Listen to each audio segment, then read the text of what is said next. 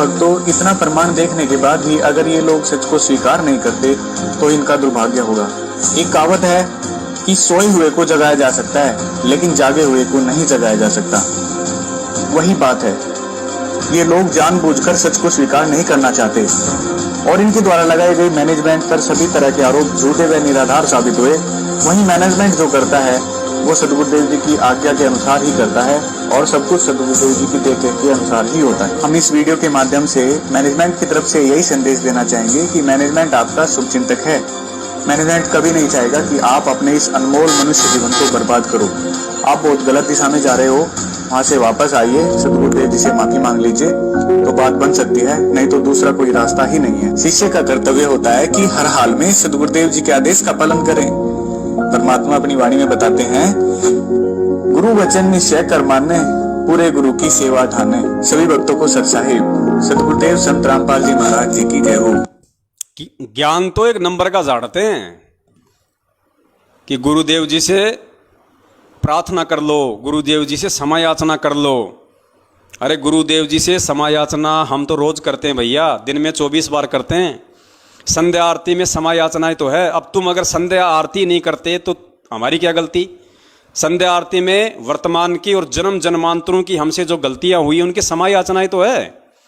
तो हम सत्सेवक तो रोज करते हैं, जब संध्या आरती करते हैं, ध्यान से करते हैं, बैठ के करते हैं, तो हम तो रोज अपने परमपिता परमेश्वर जी से समय याचना कर रहे हैं। अब तुम नहीं करते तो इसमें हमारी क्या गलती है? और अगर फिर भी अगर हमें समय याचना मांगने की जरूरत है तो हम मांग लेंगे भैया, ऐसी कोई बड़ी बात नहीं है। अगर हम गलत हैं तो अपनी गलती स्वीकार करने को 100 बार तैयार हैं, लेकिन कम से कम एक बार भगत जी आपसे हाथ जोड़ के विनती है, वर्ल्ड कोऑर्डिनेटर देशराज को भी जरा थोड़ा सा ये संदेशा भिजवाइए कि भगत जी आपने जो भक्तों के मुंह में मूतने वाली बात कही है, भक्तों की बेटियों को कोठे पे बैठाने वाली जो बात कही है, आप भी जरा उसके लिए गुरुदेव जी से माफी मांग लीजिए। वो तेरा बाप अगर तेरे सिर पे अगर बंदूक तान के खड़ा ना हो जाए, आप अगर उसको ये कहोगे ना कि देशराज भगत जी आपने वो मुंह में मूतने वाली बात जो पवन दास को कही थी, आपको गुरुदेव जी से माफी मांगनी चाहिए। वो मेरे सासू के मेरे ससुरे के मैं तना मंगाऊं तना मैं माफी इधर 2 मिनट में तुम्हारा किया दरा कर देगा।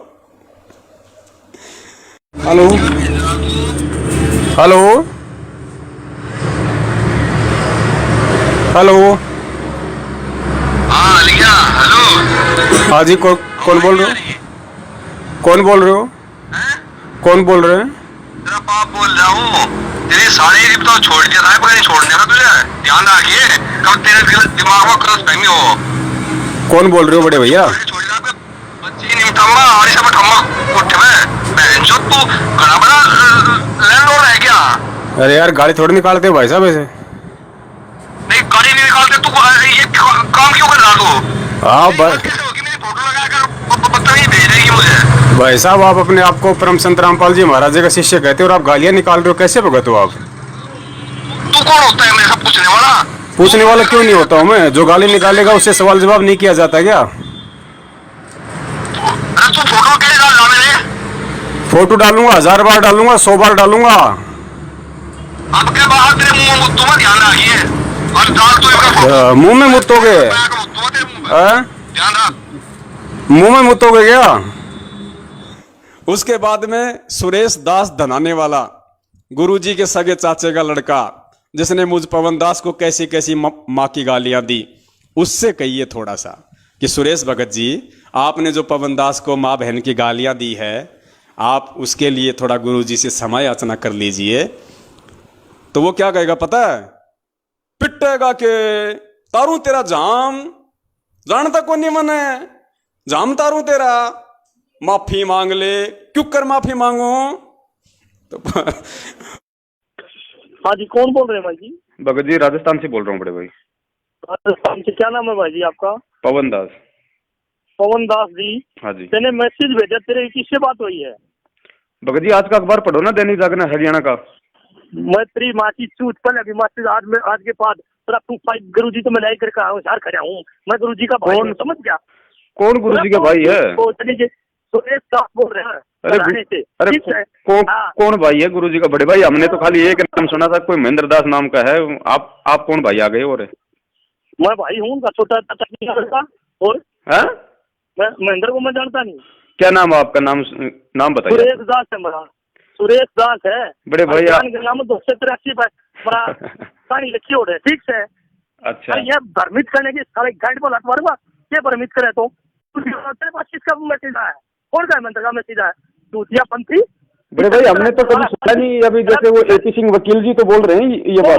गुरुद्रोही मादर चौथ, गुरुद्रोही हो तुम। आपने गुरु जी को गुरुद्रोही कर रखा है। आज भी मैं मिलाई कर करे था 2 नंबर जेल आगे कर तेरा फूफाई मैसेज पढ़िया, मैंने फोन आया है, ठीक है। और आइंदा इन भ्रमित रास्तों को भ्रमित करने की हिम्मत ना करे, ठीक है। नहीं बड़े भाई देखो ये सच्चाई है, सच्चाई तो हर संगत तक जानी चाहिए ना। क्या की सच्चाई है? मैं मिल का गुरु जी तो बोल। अरे बड़े भाई, तू सच्चाई बताओगा। बड़े भाई हमें आप पे विश्वास नहीं है, हमें तो परमात्मा के ज्ञान पे विश्वास है। हम क्या माने आपकी बात? तो अच्छा मेरी कोई, मैं ये गुरु जी से बात करके मिलाई करके आया हूँ और आधार भगत करे बोल। बड़े भाई आपकी बातों से तो लग रहा है कि बड़े भाई आपकी बातों से लग रहा है आप कोई बहुत बड़े कोई आर्य समाजी हो। आप मतलब भगत नहीं हो आप? अरे फिर तो कौन सा भगत है? तो गुरुद्रोही है। हाँ ये आपके कहने से थोड़ी हो जाएगा बड़े भाई। के तो सत्संग कर इकट्ठे करके लाओ है। आप कह दो कि मैं तो प्रधानमंत्री बन गया, मैं आपके कहने से मैं थोड़ी कोई पीएम बन जाऊंगा। बैतूल में पिटा था बेरा नहीं तेरा। अरे भगत जी, बेरा हमने भगत जी सच्चाई के लिए तो भगत जी सच्चाई के लिए तो हमारे परमात्मा इतनी यातनाएं सहन कर रहे हैं। जयपुर आगे जानता हूँ मैं, जोटवाड़ा में रहेगा तेरा इसी तीसी जानता हूँ। बड़े भाई आप लोगों का जो ये षड्यंत्र है ना, ये ज्यादा दिन नहीं चलने वाला है, ज्यादा दिन नहीं चलेगा भी। तेरा टाल पड़ा। ये आप लोगों के जो मुख से, आप लोगों के मुख से जो वर्ड निकल रहे हैं ना, इसका मतलब है आप लोग मतलब बहुत भयंकर मतलब परिस्थिति में हो और अपने आप को बचाने के लिए आर्य समाजियों से मिलकर सारा ये षड्यंत्र कर रहे हो आप। चल ठीक है, तूने तो कर लिया होगा ने, तूने तो बढ़िया कर दिया। हम तो कर रहे हैं मालिक की दया से, जैसे परमात्मा करवा रहे हैं ज्ञान आधार से। तू कर रहा तो गुरुद्रोही कर रखा, गुरु जी ने तेरे को गुरुद्रोही का नाम दर्जा देकर काट रखा नाम। चलो ठीक है बड़े भाई, और भी भाइयों के फोन आ रहे हैं क्योंकि बहुत सारे भाइयों के फोन आ रहे हैं, सबको ये सच्चाई बतानी है। सत साहिब ये चीज करने की जरूरत नहीं है, सच्चा है। उसके बाद में पुण्यात्माओं और कौन कौन है महापुरुष? हाँ, गेंडा स्वामी मध्य प्रदेश का स्टेट कोऑर्डिनेटर, 125 किलो वजनी। उसको कहिए कि विष्णु भगत जी आपने जो सन 2016 में जब पवन दास वहाँ पे लोगों को सच्चाई बताने के लिए गया और आप अपनी पूरी गुंडा टीम को लेके उसके ऊपर धावा बोल देते हैं, उसको लठों से मारते हैं, आप गुरुजी से क्षमा याचना कर लीजिए, तो वो क्या कहेगा? वो क्या कहेगा फिर? वो तो उसके सामने जाएगा तभी पता चलेगा वो क्या कहेगा। वो 5.5 किलो का हाथ जब तेरे ऊपर पड़ेगा ना मेरी तरह, जब तेरे समझ में आएगा उसको माफी मांगने के लिए बोलना चाहिए था कि नहीं बोलना चाहिए था। जब मैं मारा उस दिन लगा कि गुरुजी क्या उस दिन मैनेजर बताना तो विष्णु भगत के खिलाफ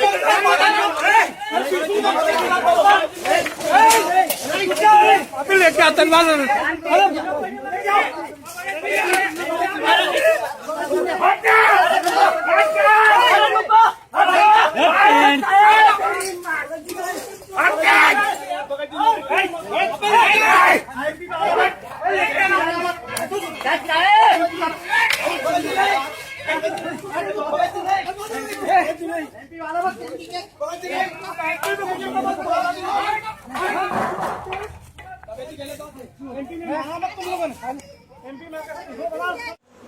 और एक वो अमित महेंद्र भगोड़े का सुपुत्र जो पवन दास को माँ बहन की गालियां देता है, उसको बोलो कि अमित भगत जी आप भी जरा गुरुजी से माफी मांग लो। वो कहेगा मेरी सासू के तेरी नाशा न तोड़ूंगा, मेरी सासू के तेरी नाशा न तोड़ूंगा। तब आपको पता चलेगा भगत जी माफी मांगना क्या होता है। और सतसाहिब तो सतसाहिब कौन जी बोल रहे हो क्या? हाँ जी भगत जी बोल रहे हैं। आप तो कौन? आप क्या चाहते हो? कौन बोल रहे हो जी? आप क्या चाहते हो? आप कौन बोल रहे हो भगत जी? मैं अमित भगत जी बोल रहा हूँ, महेंद्र जी का लड़का। अमित भगत जी महेंद्र जी के लड़के? हाँ जी भगत जी बोलिए। हाँ, क्या चाहते हो आप? मतलब नहीं भगत जी ऐसा तो कोई मकसद नहीं है दास का। दास का मकसद दिख रहा है आप बोला ऐसे प्रोग्राम करने के क्या फायदे हैं?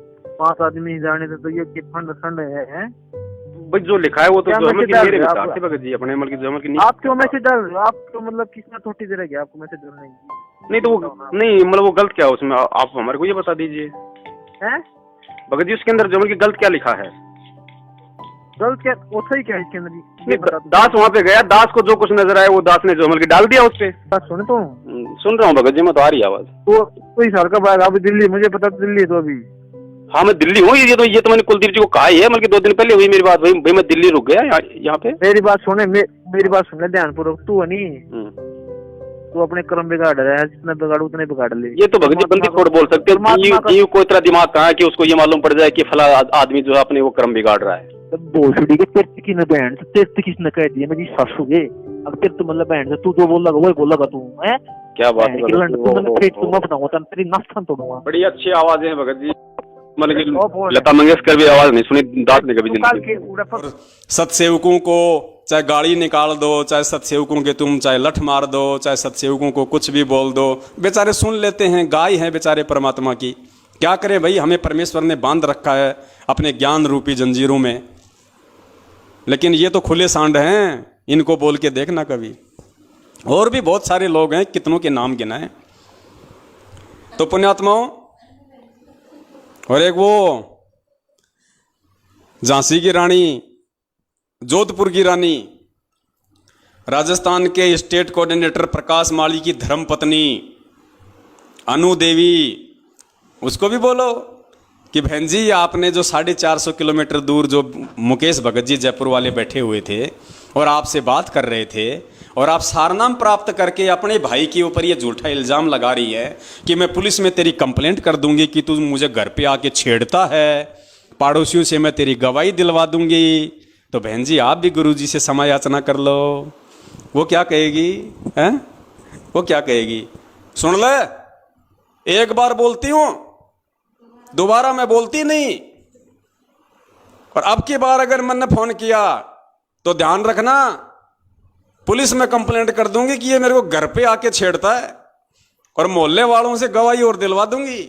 ना घर के रहोगे, ना घाट के धोबी के कुत्ते बना के छोड़ देगी वो। तो पहले इनसे कोशिश करो भाई, जरा इनसे बोलो पहले।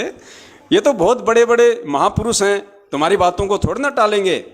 पहले इनसे कोशिश करो कि ये परमात्मा से माफ़ी मांग लें।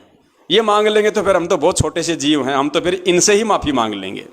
गुरुदेव तो बहुत दूर की बात है, हम तो इन महान पुरुषों से और इन महारानियों से ही माफ़ी मांग के अपना काम चला लेंगे। तो पुण्यात्माओं, ये है इन लोगों का घटिया चरित्र, इनका दोगला चरित्र।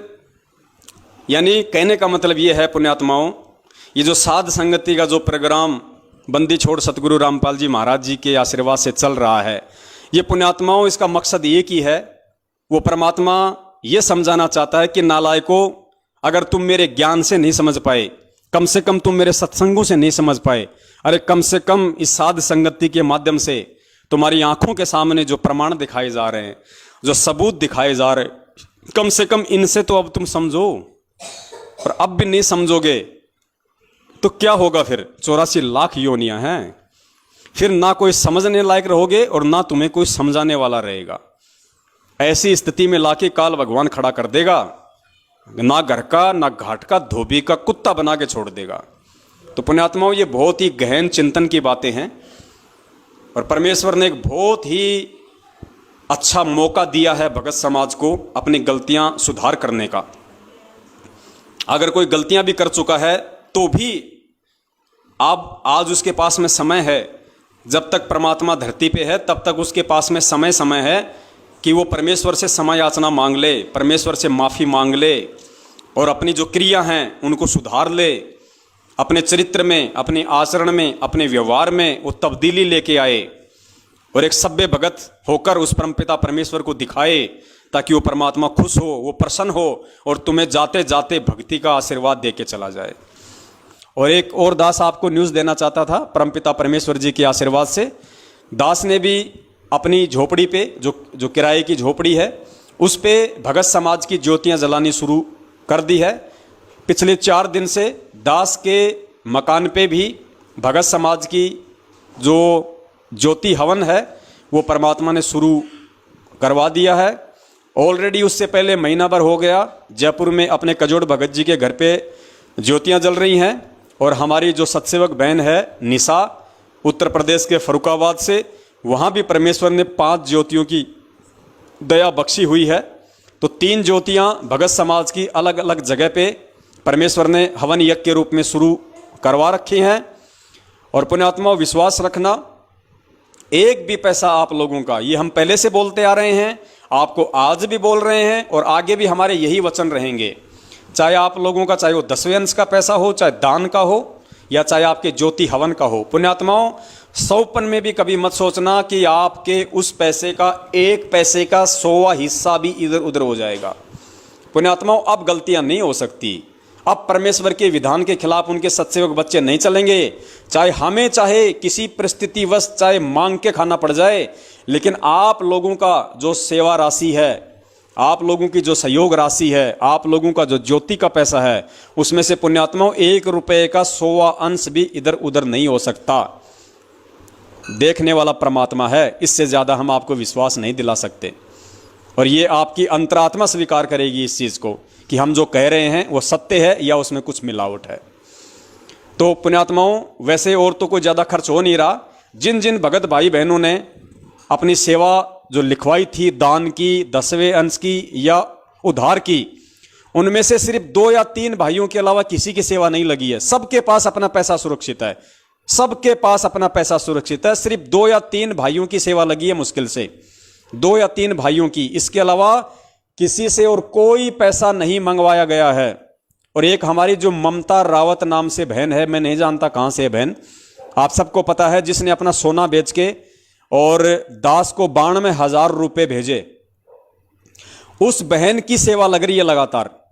उस बहन ने जबरदस्ती पैसे डाल दिए तो परमेश्वर ने दया कर दी, 92,000 रुपये उसने डाले थे। और पुण्यात्माओं, ये जो मैसेज जो सेवा है, ये जो मिस कॉल वाली जो सेवा है, जो भगत समाज के हमारे पास में नंबर आ रहे हैं बहुत ज़्यादा तादाद में, और जिनको बल्क मैसेज के माध्यम से आप लोगों के डायरेक्ट मोबाइल के इनबॉक्स में जो मैसेज आ रहा है, तो बहुत सारे नंबरों पे वो भेजने पड़ते हैं। एक बार भेजने का तकरीबन 2 से 2,500 हज़ार का हमारे मतलब खर्चा आ रहा है, क्योंकि काफ़ी नंबर हो गए। 17 पैसे एक मैसेज के लगते हैं, तो कम से कम 2-2,500 हज़ार रुपये एक बार मैसेज भेजने के लगते हैं। तो दिन में मान लीजिए, जैसे कभी कभार तो 2 मैसेज भी हम लोग भेज देते हैं, कभी कभार 3 भेज देते हैं, कभी कभार 1 मैसेज भी भेजते हैं। तो मैसेज में उस बहन की सेवा लग रही है। तकरीबन उस बहन का 60 से 70 हज़ार रुपया मैसेज सेवा में परमात्मा ने लगवा दिया है। उसके अलावा एक हमारी दिल्ली की बहन है, रोहिणी की, दिल्ली की रोहिणी में एक बहन रहती है, अभी नई जुड़ी है, और उसने दास को महीने भर पहले, शायद 10 या 15 दिन पहले, उसने दास को 7,500 रुपये उसने डाले थे, और अभी 5-7 दिन पहले उसने 2,500 रुपये डाले हैं 10वें अंश के। तो उस बहन की सेवा भी मैसेज सेवा में ही जा रही है। तो इन 2 बहनों की सेवा ही वो परमपिता परमेश्वर ले रहा है। और इसके अलावा जिन्होंने अपनी एंट्रियां सत्सेवकों के पास में लिखवाई हैं, कई लाखों में, वो एंट्रियां सुरक्षित हैं। केवल 2 या 3 भक्तों की एंट्री गई है, शायद एक भगत की तो 7,000 की, एक की शायद 12,000 की, एक की शायद ऐसे कुछ 10-12 हज़ार रुपये की। उनके अलावा आपकी एंट्री आपके पास में है, आपके पैसे आपके पास में है। पुण्यात्माओं, आपको लगे वो पैसे यदि आप किसी और काम में लेना चाहें, आप जी शौक से लीजिए। आप ये ना सोचना कि हमने लिखवा दिए तो हम सत्सेवकों को ही देंगे, नहीं। अगर आपके घर में भी अगर कोई जरूरत है तो पुण्यात्माओं, आप एंट्री माइनस करवा देना, अपने घर में उन पैसों को काम लेना, फिर परमात्मा के लिए निकाल के रख लेना, फिर एंट्री करवा देना, कोई दिक्कत नहीं। आपको लगता है संगत में और कोई भगत भाई बहन है जिसको अर्जेंट है, जिसको आप जानते हो और वास्तव में उसको पैसे की जरूरत है उधार रूप में, आप अपनी एंट्री इधर से माइनस करवाओ, उस भाई बहन की मदद करो, कोई दिक्कत नहीं। पुण्यात्माओं, हमें देखो, हम तो आपका पैसा वहीं लगाएंगे जहां पे वास्तव में जरूरत होगी। जबरदस्ती आप लोगों से ले लेके बांटने का काम नहीं है हमारा। तो फिलहाल जो सबसे बड़ी सेवा चल रही है वो केवल ये मैसेज सेवा है। तो मैसेज सेवा में ही हमें पैसों की जरूरत पड़ेगी। तो जब भी हमें जरूरत पड़ेगी तभी आपको मधु बहन या आपको कजोड़ भगत जी आपको फोन करेंगे। तो केवल मैसेज सेवा के लिए ही आपने अकाउंट में वो पैसे डालने हैं ताकि हम उसको भेजें, वो हमारे को मैसेज का बैलेंस डाले, क्योंकि 1 लाख मैसेज हमारे को 17,000 रुपये में मिलते हैं। और 1 लाख मैसेज 5 से 7 दिन में हो जाते हैं पूरे। 5 से 7 दिन में मैक्सिमम वो मैसेज पूरे हो जाते हैं।